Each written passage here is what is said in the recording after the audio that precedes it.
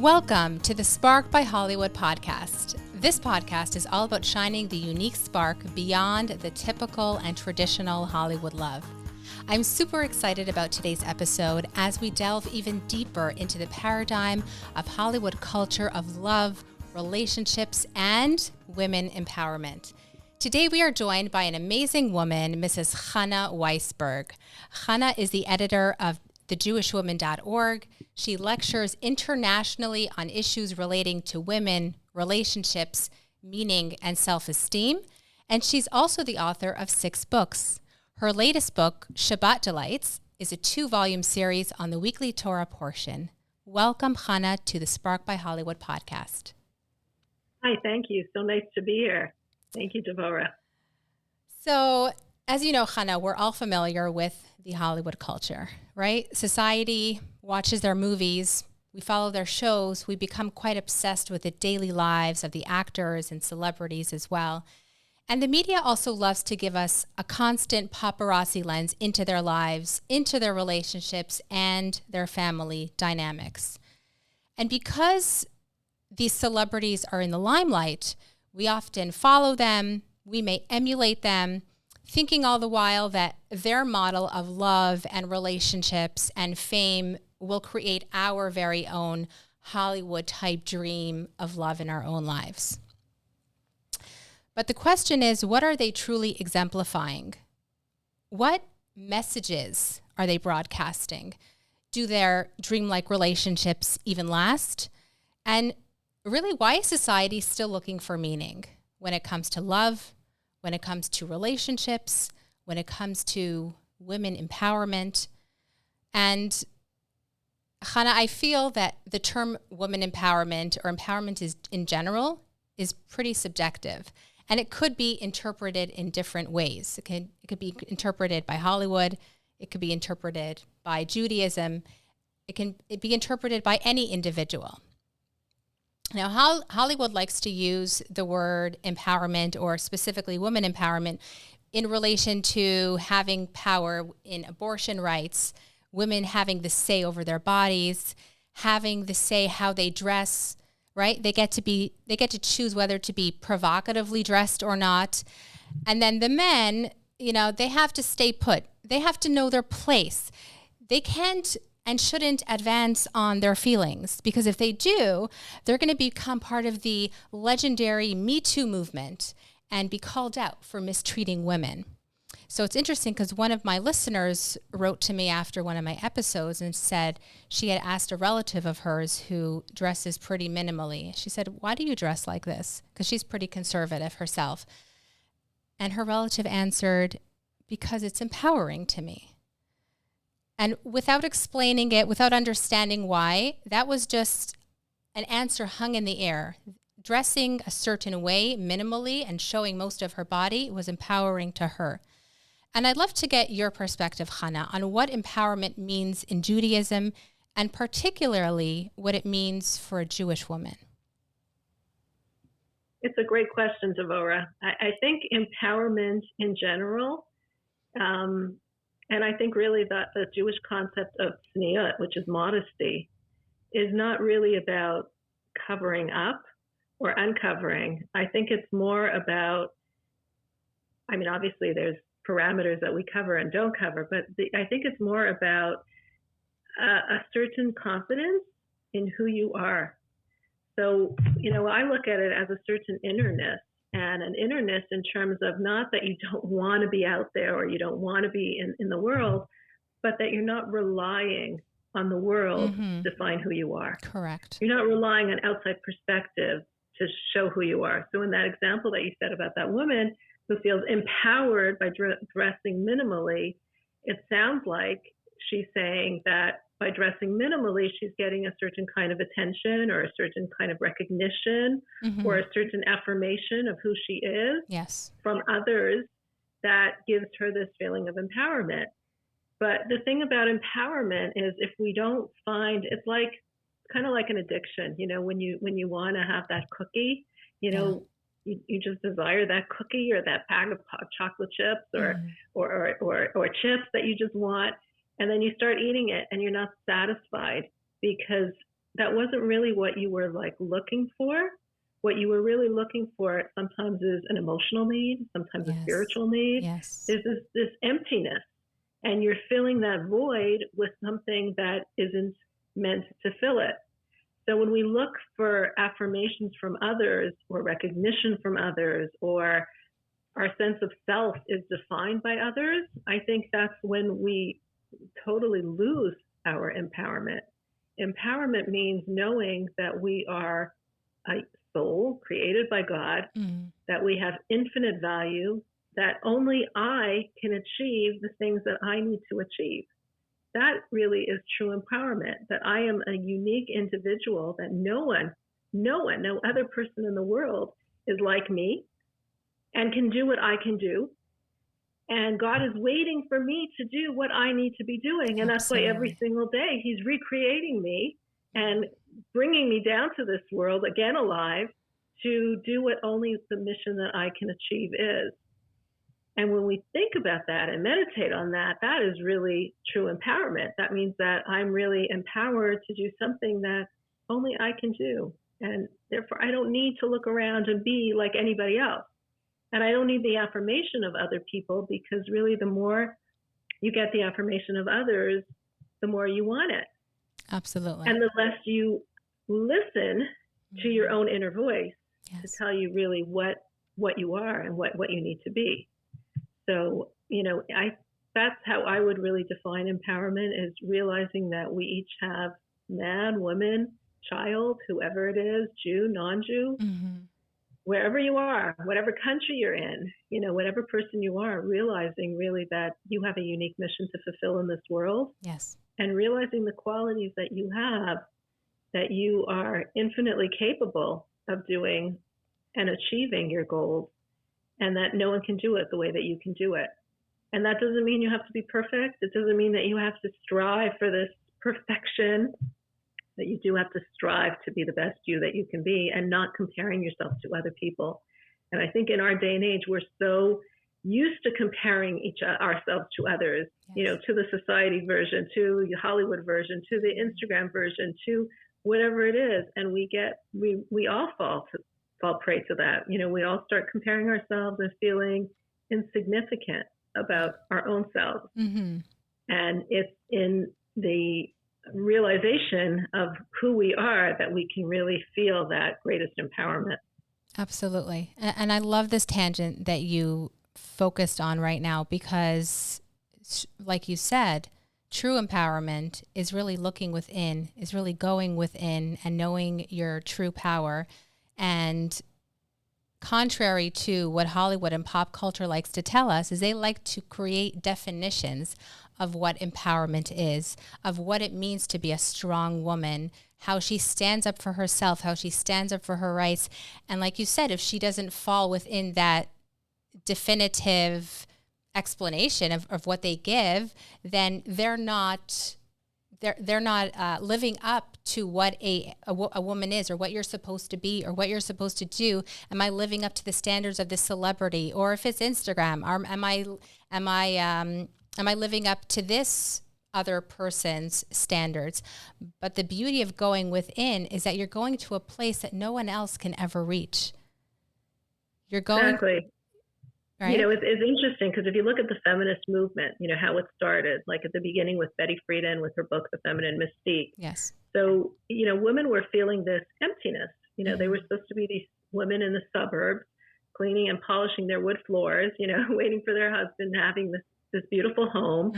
And they were missing something. They felt something was lacking in their lives. They were missing this meaning, these goals in their lives.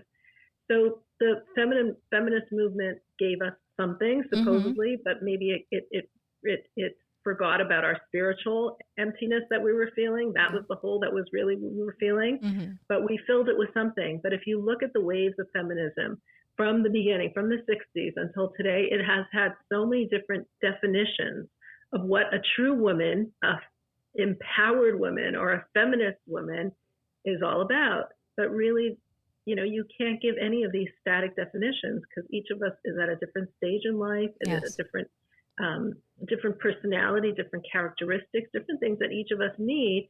And putting us into these boxes is really, not good for anybody. So the people in Sodom used to take their guests and they would stretch them to fit the beds. The beds were a certain size. They were that cruel. They believed in a one-size-fit-all society. Yes. Where everyone had to kind of fit into these boxes that were created. And in contrast, I think Judaism recognizes that there's so many different characteristics and dispositions that people have, and we each could find our route and our road to really acquiring that soul definition of who we are. Absolutely. I couldn't have said it any better. Thank you for that. I love that analogy.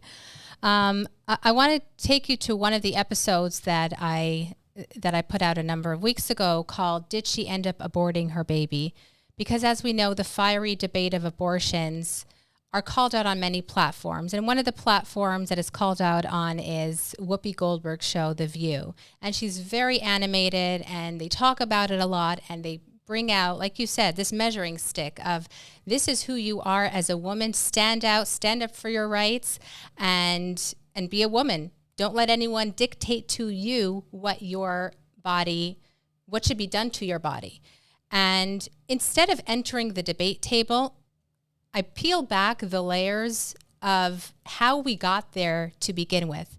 And like you said in the beginning of the episode, it's not necessarily about the clothes that we wear which makes us empowered, but it's understanding who we are and really honoring ourselves, honoring our bodies, and not selling it off to others. And we know that many abortion cases come about because bodies are just freely shared with others. They're available at all times. No clear boundaries. No one saying the buck stops here. I'm not continuing past this. Yes, we can have nice conversations. Yes, we can date. Yes, we can talk over coffee. But what I bring it back to is that true empowerment in this case is a woman or a man saying, I understand that intimacy is enticing. I understand that that is the ultimate, but I'm reserving it for a special moment called marriage, for one person who I choose to make my life partner. And for everyone else, I'm just not available. So I just wanted to get your take on how you see this topic. Absolutely. I think as women especially, we can set the boundaries. We are the ones that are empowered to place those boundaries. And I think knowing, it says Sarah was in the tent, Hine ba'ohel, she was in the tent. And, that's what Abraham said to the angels. My wife, they asked, where's your wife? And he said, she's in the tent. And I don't think in the tent means literally she's in the tent. Mm-hmm. I think in the tent means creating a tent, creating a home, creating boundaries, whether it be through our clothes, mm-hmm. whether it be through our conversations, whether it be through our demeanor or the way that we interact with others. We can set those boundaries of what's acceptable and what's not acceptable. Mm-hmm. But when everything becomes open to the public, that isn't, the word kadosh in Hebrew means separate. Mm-hmm. It means holy, the word kadosh literally means holy, but right. It means also separate. Something that is separate isn't just out there for everyone to just consume. Right. Things that are most precious to us, our most vulnerable feelings are not supposed to just be on parade out there for everyone to see. And when we don't set those boundaries, you're absolutely correct. That's what happens, mm-hmm. is that our bodies are just out there for everybody else. And then society wants to convince us as women that that's really what we want. We yes. really want that. And so many studies have shown that sexual activity for a woman is a much more internal activity where we are involved emotionally, psychologically. It's not just a physical act for us. Whereas for a man, it might be a more external act. Right. And then society wants to say to us, well, you're free if you can just, go and hook up. Right. The hookup culture is something that you should be free to do. And it's interesting, so many studies have shown that girls, when they start doing it, and unfortunately it's starting earlier and earlier in high school and universities, girls yes. they're not happy with that. They're not happy the day after with the hookup culture because Right. there's this emptiness. What is that emptiness? Because intimacy, which is supposed to be with sexual activity, is supposed to be intimate. It's not just supposed to be a physical act that's an external act, but it's supposed to be a connection of mind, body, and soul. And when we don't have that connection of mind, body, and soul, we feel cheapened, very cheapened. And then society convinces us, no, but you're not supposed to feel that way. That's what real empowerment is. So when we buy into that, what we're actually buying into is not a feminine definition of empowerment, the opposite. We're buying into a masculine definition of how I should be feeling. Because if males feel that way about having sex or having intimacy or hooking up, Right. then we should also feel that way. If it could be a casual act that this is the way that society imposes upon us, that this is how we should look at it as a casual act. So rather than taking the feminine, intuitive feminine feelings, the natural way that a woman feels about these things and saying, well, let's honor it, let's look at it, let's give dignity to it, we're trying to silence it. So in essence, we're silencing women by saying, let's have this hookup culture, this hookup society, rather than honoring the feminine and honoring the feminine perspective. So, and this is true in so many levels. I mean, taking women and saying, you have to work, you have to achieve a career. A woman who wants to do that, wonderful, that's great, Right. that's excellent. But what about the woman who wants to stay home and nurture her children? What about the woman who wants to spend the time nurturing her children? Are we saying, well, our definition of empowerment is a masculine definition of you going out there and conquering the world. You go out there and crashing, shattering the glass ceilings. Yes. And if you don't want to do that, then that's not empowerment. That's not feminine empowerment. Yes. So we're taking a masculine definition of how, in so many areas in the workforce, and how we need to speak and how we need to communicate so that men can hear and understand, rather than saying, well, society, it's time that you recognize that there's a feminine way of doing things and a feminine perspective, and honoring it, respecting it, finding dignity in it. You're just saying, okay, women, let's impose a masculine perspective on you. And in this way, you lose your sense of femininity. And not only do you lose your sense of femininity, but you begin questioning, oh, but I'm supposed to be doing things in this way. So that must mean that I'm either not empowered or I'm not in tune with myself. But you're in tune with yourself. You're just being told not to be in tune with your real inner self. Wow. There's so much there that you said that I would need to unpack and really listen to it again. Because first of all, the fact that what society and Hollywood is actually labeling as woman empowerment is actually male empowerment. And the fact that we're buying into male empowerment, we're kind of stripping ourselves of not only woman empowerment, but our own dignity and our own calling. What if our calling is, like you said, to stay home and be a housewife and take care of the kids or something else? But the world is screaming, no, get out there into the workforce. And now you're accepted as an empowered woman. So it's fascinating. Or taking even fields that have been traditionally women-dominated fields, like teaching, for example, or nursing, which now I think is both. But fields that were not, let's say, paying so much money, instead of saying, well, maybe we as a society should step up and realize that teachers really need to be paid better. Absolutely. Or that people that nurture our children and the future for our society need to be valued. We're saying, okay, no, let's convince women to go after other kinds of jobs, other pursuits, which perhaps were more lucrative because they were more male-dominated fields. Right. So what we're doing is like completely counterintuitive and completely disrespectful of women. Fascinating. Let's take this spotlight off of Hollywood for a minute. Let's shine it on Judaism, because in Judaism we have a wealth of history, of culture, of Jewish women who embodied true empowerment. Is there any one woman in history that you can you can explain, describe to my listeners and show them what true empowerment really means?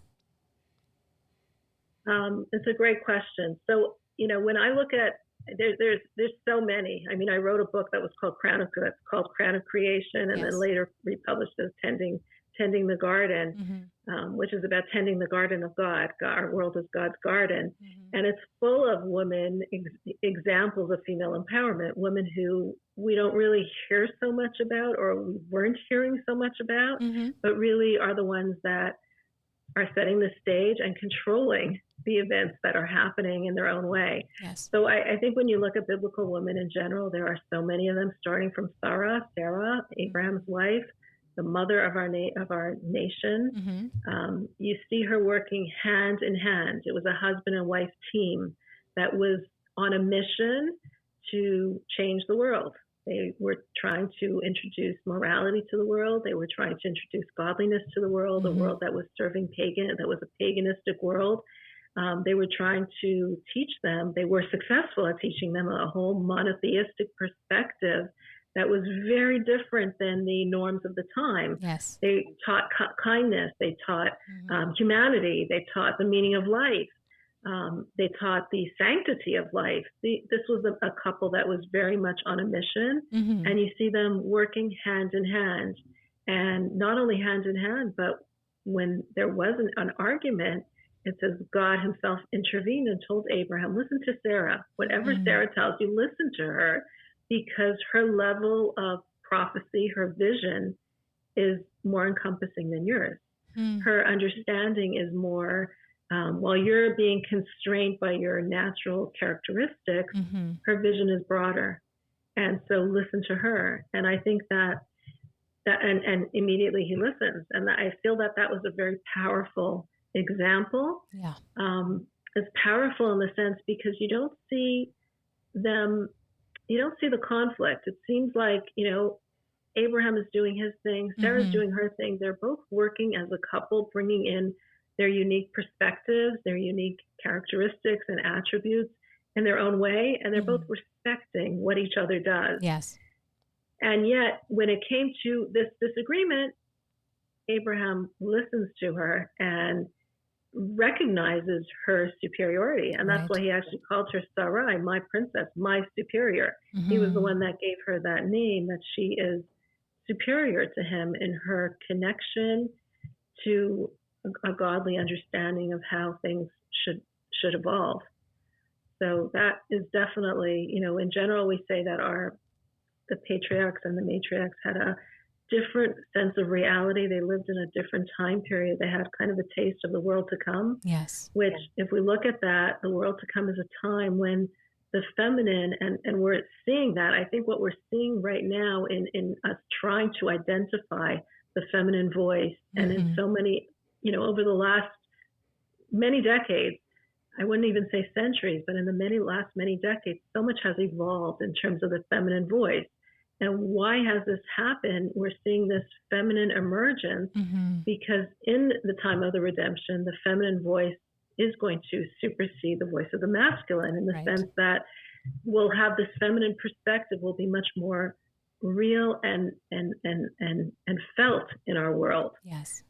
And honored in our world. So I think the struggles that we're seeing right now in society, the struggles with women, the struggles with what does empowerment mean, the struggles with what does feminism mean, the struggles with all of these ideas and defining ourselves is very much a prelude to the time period to come. And that's why these ideas and this grappling with our and truly the grappling with sexuality in general, with masculinity and femininity, is there's so much confusion out there, because we're coming to that time period where we're trying to understand it. And this is all coming out, right now. So it sounds like because we're getting near to an era where the feminine expression is actually going to be more exposed and brought to the light, therefore we have I guess equal darkness or equal confusion on the other side of the coin, where people are trying to figure it out and what does that mean for me or for whoever it is who's confused. Absolutely. And I think that grappling is We see that in all levels of society. Mm-hmm. I think you see it even in our religious society. You see that kind of conflict and that trying to try to define it and break free and try to really understand it. And you see it, I think, as well in the confusion of the sexes, confusion of genders, confusion. There's just general confusion that I don't think society has had so much confusion about genders. So what is a woman? What is a man? What does it mean? And trying to really understand it. And in teenagers, all the more so, you see so much confusion out there in trying to grapple with it and understand what it means. Absolutely. And I want to shift the focus now to women empowerment in our day and age. You know, you mentioned this earlier, how empowerment is really comes from within, knowing yourself, knowing that you are part of God, knowing that you have a special quality that no one else has, and knowing that every single day you wake up with that renewed empowerment. I know we keep on reusing the word, but renewed potential to shine once again.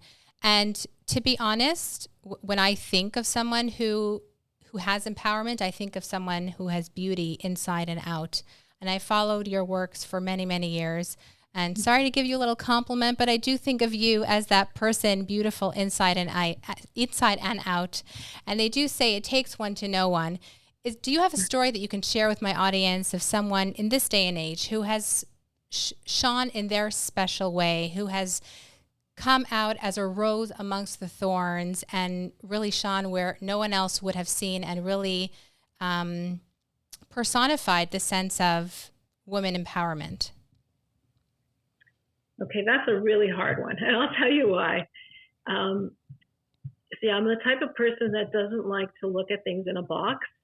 So I know there's the usual, people, role models that people have based on what they do in their lives. And based on that, they look at somebody who emulates, that vision that they have. But I really try hard to look at people as very distinct and very unique in their own way. Yes. So empowerment to me means so many different things. Right. There's not a box, and a person can feel empowered and be empowered in Jewish life as a Jewish woman in so many different directions. So it could be in the sphere of learning, and there's beautiful women who emulate such beautiful ways of higher levels of learning, and I completely admire that. And I think that's really beautiful. Then there's women who are activists in terms of trying to change things, whether within the community or outside of the community, working to agitate a system. Yes. And I respect that. I think that's amazing.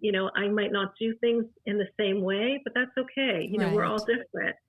Then there's business leaders, women who are out there in business and doing amazing things in terms of the business world. So I think all of these shattering of stereotypes, or these not even stereotypes, but really trying to actualize their greatest potential and not looking at boxes, but shattering the boxes and trying to find themselves is the best way to do it. My grandmother was an only child, and she was born in Lithuania. She was extremely learned. She knew passages from the Torah inside and out, backwards and forward, because she was an only child. I guess her parents really put everything into her, and it was extremely uncommon in that generation for her to be someone who could quote from the sages, from the scholars. She would pray 3 times a day, and I respected her for that. She was extremely wise, extremely eloquent, well-spoken. Yeah. As an only child, she went on to have 10 children of her own, while still, speaking and lecturing and learning and teaching. What was her name? Amazing. I want to honor her in this moment. Her name was Sarah Sasha Shochet. So it was Rebbetzin Sarah Shochet. And my daughter is named after her. Many of our grandchildren are named after her in the family. She was just a woman that was extremely well-learned, eloquent, and, and also just a great grandmother. She loved to play Yes. with us as Yes. kids. We would all go to her house and have her famous chocolate cake and play games with Yes. her on Shabbat afternoon. Yes. So she's definitely a role model in that way. My own mother, on the other hand, grew up in Russia, and she Mm-hmm. did not have that formal education in terms of quoting, from the sages or learning. She grew up, she became a dentist Mm-hmm. after she escaped from Russia. And then she left it all to marry my father and Mm-hmm. become a Rebbitzin of the Toronto community, where she Yes. still is today. Right. And from her, I learned a different kind of Yiddishkeit, a different kind of Judaism, one which isn't in the books, but she actually lived it. The life that she lived, full of self-sacrifice in Russia, where, she has stories from her life that are just incredible. Mm. It was just a different time period, that's so hard to even imagine in our own day and age, where just fighting to preserve what she um, was a daily, literally a daily struggle. Yeah. So, from her, I learned a completely different version of feminine empowerment and how she went Yes. about her life. And yet, both of them are shining examples for me. So I think to be able to say like a specific person or a specific situation, I like to look around and see so many people in so many ways. For some women, it's inviting people to their homes and having an open home Yes. and making that their mission in life. And I look at that and I say, wow, I wish I could be like that. Yes. There's so many ways that we can say, wow, look at what this and this person is doing. I don't think I don't like, and I don't think it's right to put people in a box and say this is the only way to do it. Absolutely. And I do see so many women achieving it in their own ways, in such beautiful ways, whether it's, like I said, in their careers in the business world and Yes. going out there and shining and giving charity and doing tremendous good deeds, whether it's bringing people into their homes, always having an open home, whether it's in the field of scholarship, whether it's in the field of activism. There's so many ways that people could actually actualize their potential. The idea is just do it. Absolutely. Just do whatever you feel. Yes. And I love how you answered the question, because you answered it in a way which gives people hope to their own potential. At the same time, you brought in two special women in your life who have been examples for you of what women empowerment is within Judaism. And it's just so special that we get to honor them now in this moment. And like you said, it's not one action that makes someone empowered. We all have a journey in our life that we go through. And I know that sounds cliche, but we really do. Every single thing that happens, and every single day we're making a choice, and we have the chance to shine. It doesn't mean you have to be the next Instagram influencer. It doesn't have to be that you're the next Jewish cook on Instagram or Facebook, whatever. Whatever you're doing, you have your way to shine. And like you said, it could be someone who's just has an open house and has a beautiful Shabbat meal, and when people come, they love their food and they love the Shabbat experience. I have a friend whose husband battled cancer. Mm. She is woman empowerment to me. She's an example of a woman who, what she did. I have another friend whose daughter was battling a terrible disease. Another friend whose child was completely had his own challenges. Each of these are warriors. Each of these are warriors in their own way. And I think everyone is fighting a battle in their life. Everyone is fighting something that is holding them back, something that is hurting them, something that's difficult, a struggle in their life. And each of us are really warriors in our own way, whether you see it or not. Sometimes it's obvious and it's so open and you see it. And sometimes we know nothing about someone else's struggles, but just waking up in the morning might be their struggle and their challenge. And that's amazing that they're able to do that. Yes. So, for each of us, it's different. And for each of us, it's just a matter. I think the worst thing is apathy. I think that's what we need to really battle against. It's not someone who's full of passion. A person could be full of passion and doing the wrong things even, but they're passionate. If someone's apathetic and just doesn't care and doesn't have any passion in life, they lack it all. That's when you have to worry about it. That's when you have to start thinking about their mental health and their spiritual health and their physical health. Because when we are full of apathy and we have no momentum in life, that becomes scary. Yes. So whatever you're doing, do it with passion. That's great. Eventually you'll find the right direction to put your passion in. Exactly. Hopefully, but as long as we're full of passion, we're going to be striving. And that's the most important thing. Absolutely. And I think I would just add to that. And if you're not sure what your passion is, just to realize that we all have an inner guidance system that will show us where we are able to shine, where we should be shining. Before we end off. Thank you, Devorah. The fact that you started this podcast. I mean, you're a busy woman. You have a busy career. And all of a sudden you decide, I want to do a podcast. Yes. On something so important because you feel that you want to contribute in this way. That's beautiful. Amazing. Thank you. And I get to have great conversations with someone like yourself. So thank you. Before we end off, can you share with my listeners where they can find you, where they connect with you, get more of your content? So I am the editor of thejewishwoman.org. And a lot of my writings, videos appear there. I'm also on Instagram, Chana Weisberg Insights. You can see me there. I'm also on Facebook. Those are the places that you can find me. I also wrote books, like you mentioned. I have 7 books that I wrote, and 7. I apologize. We'll correct that. Number 6. That's okay. And it'll be a pleasure. Amazing. Well, thank you so much for joining the Spark by Hollywood podcast and for sharing your insights, your inspiration, and your wisdom. Thank you so much for having me. Thank you for doing this. Thank you for shining your light. Oh, my pleasure. Thank you. Well, thank you all for listening to today's episode. If you are loving the Spark by Hollywood podcast, I'd appreciate if you can leave me a 5-star review on any platform that you're listening on, Apple Podcasts, Spotify, Google Podcast, or Audible. Be sure to follow me on Instagram at Spark by Hollywood.